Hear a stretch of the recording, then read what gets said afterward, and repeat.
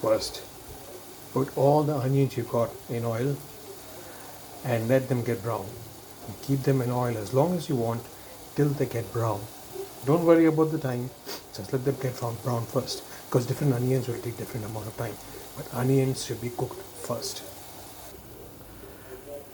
Now you see these guys, they just get about getting brown, and I probably believe they're almost cooked.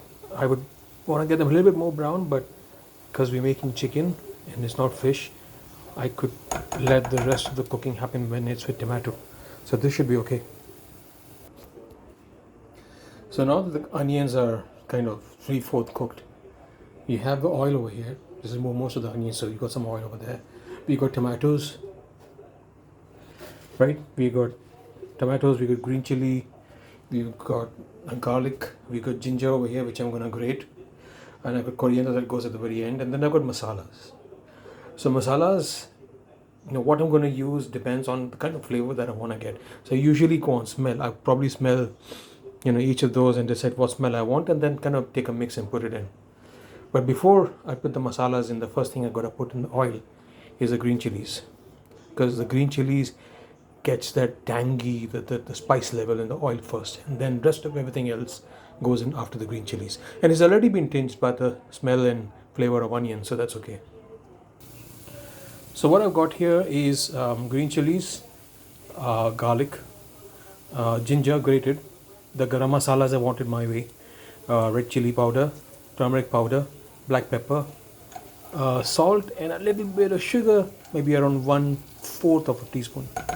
And then smell it. I think everything looks okay. A little bit of salt maybe later, but that'll come later. You can always add salt later. Once this is done, just add the tomatoes. Right? And let the tomatoes cook. So basically when they're half cooked, or probably around, just about half, is when I'm going to add these already cooked onions in it. And then let it cook completely till they are fully done. And then we basically get a 90% cooked, the gravy part of it. That's when we're going to introduce the chicken.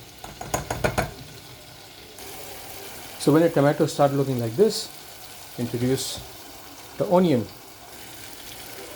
And then start cooking, mix it. And then this is like maybe a couple of minutes more.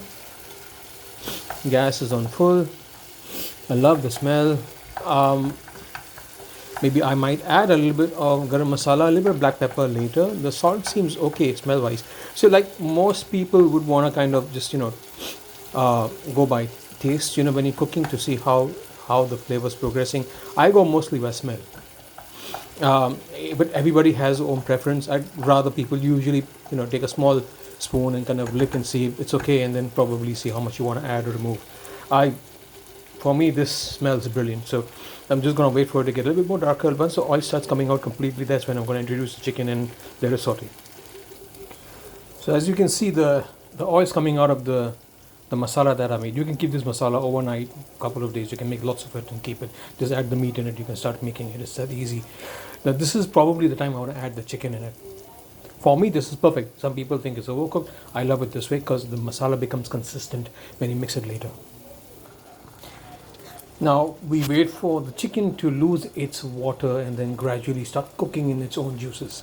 Now ideally, if I had less time, I would have also added a little bit of yogurt if I wanted to get a little bit more creamy and a little thicker. But in this case, I have time. I want the juices to come out quite well. I want it to cook properly over a period of time.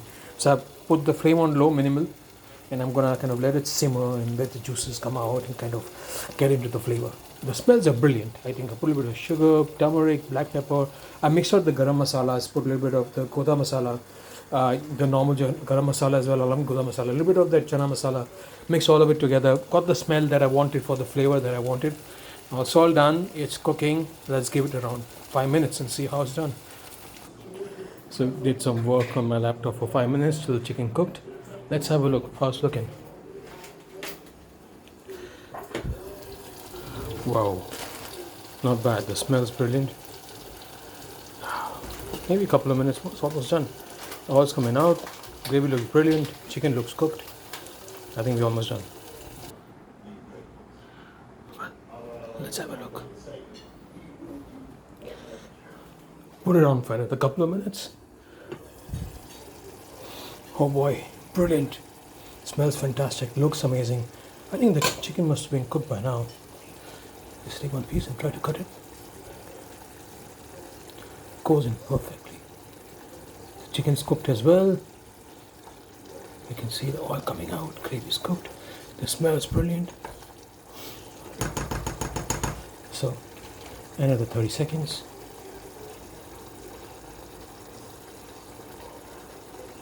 Coriander.